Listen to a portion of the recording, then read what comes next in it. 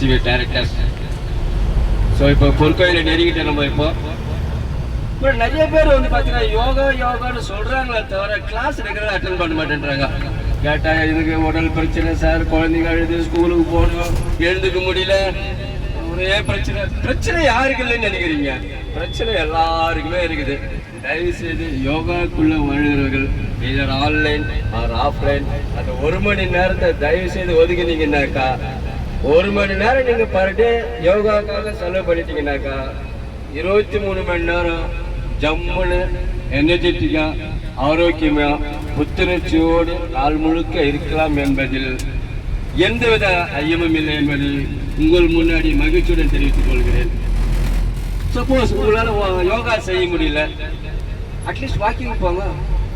That is also almost equal to yoga தான். வாக்கிங்கான்னு போங்க. இந்த 2 பயிற்சியுமே இல்லாமல் இருந்தீங்கன்னாக்கா வாழறதே வேஸ்ட். ஐம் டெல்லிங், ஓப்பனாக சொல்கிறேன், வாழறதே வேஸ்ட். அப்புறம் கை வலிக்குது, கால் வலிக்குது, இடுப்பு பூச்சிக்கிச்சு, கை சுளுக்கு வலிக்குதுனாக்கா வலிக்குதான் செய்யும். உடலுக்கு நீங்கள் எந்த பயிற்சியுமே கொடுக்கவில்லை என்றால் அப்புறம் என்ன பண்ணணும்? அதுக்கப்புறம் ஆர்கான்ஸ் எல்லாம் கெட்டு போனதுக்கு அப்புறமா அதெல்லாம் நிறைய ஆர்கான்ஸ் எல்லாம் சுரக்கணும். அது அந்த வேலையை செய்யணும். அது செய்யாத போது டாக்டர் கிட்ட போகிறது. டாக்டர் என்ன பண்ணாரு? உங்களே கேட்பாரு, என்ன சாப்பிட்டீங்க, நல்லா தூங்குனீங்களா? தூங்கணுங்க, நல்லா சாப்பிடணுங்க.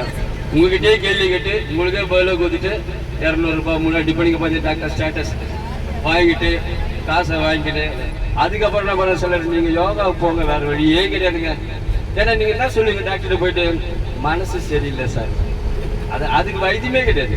Yoga is the best medicine. உடலையும் உள்ளத்தையும் இணைக்கக்கூடியது யோகா. அது அந்த யோகாவுக்குள்ள இருக்கிறவங்க, யோகா பயிற்சி செய்கிறவங்களுக்கு மட்டும்தான் தெரியாது யோகாவுடைய அற்புதம் என்ன அப்படின்றது. ஓகே, எனிவே கோயிலை நெருங்கி விட்டோம். மீண்டும் கோயிலை பார்த்துவிட்டு சுற்றிவிட்டு தரிசனத்தை அருமையாக பார்த்துவிட்டு கடவுள்கிட்டம் எல்லாரும் நமக்காகவும் நம் குடும்பத்துக்காகவும் உற்றார் உறவினர்களுக்காகவும் நம்முடைய ஏரியாவுக்காகவும் நாட்டுக்காகவும் வேற என்ன சொல்லணும் எல்லாருக்கும் வேண்டிட்டு மீண்டும் நம்முடைய உரையை தொடங்குவோம். வாழ்க வளமுடன். மகிழ்ச்சி மகிழ்ச்சி மகிழ்ச்சி, சந்தோஷம்.